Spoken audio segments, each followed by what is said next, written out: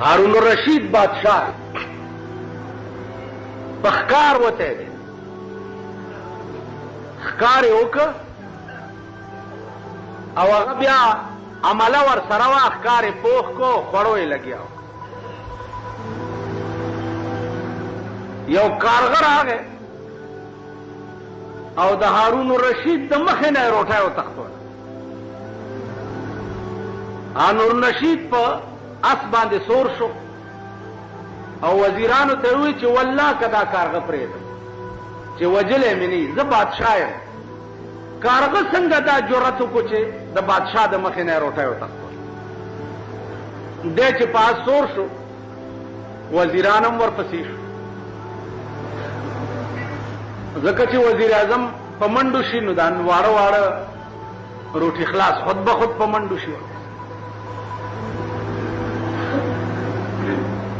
کارغه مخکې او دی ورپسې کارغه د یو غره نه هغه غاړه واوړې بادشاه هم ورپسې ور واوړې هلته څه ګوري چې یو سړی دی لاسونه او خپې شاته تړلي دي په خپل پټکي او صادر او په ډډه پروت دی دې کارغه هغه روټه یوړه هغه سړي له په خوله کې ورکړه بجای د دې چې کارغه دا روټه په خپله خوړلې وې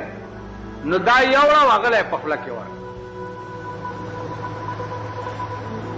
بادشاه چې ور ورسېد نو کارغه والوت دې سړي نه تپوس وکړو چې څوک یې او دا ولې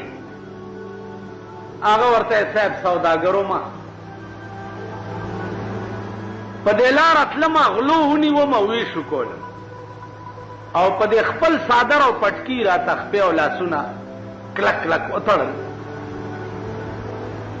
مال رانه یوړو زه دلته داسې پرېږدم اوس څوک په دې لاره راځي م نه چې ما پرانیزي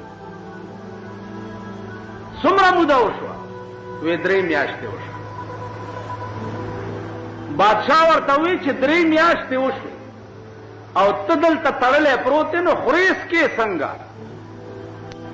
هغه ورته بادشاه په خدای قسم چې هغه غلو وتړلم او رانه لاړ دا کارغه قدرت مقرر کړی دی ټیم په ټیم په دې مخوکه کې اوبه م راوړي مال یې خوله کې راکوي او روټه یې م راوړي او مال نو زما عزیزانو څو پورې چې د رزق مسله ده نو هذ روح د ځمکې د پاسه داسې نشته چې وقتن فوقتن الله پاک هغې ته رزق نه وررسوي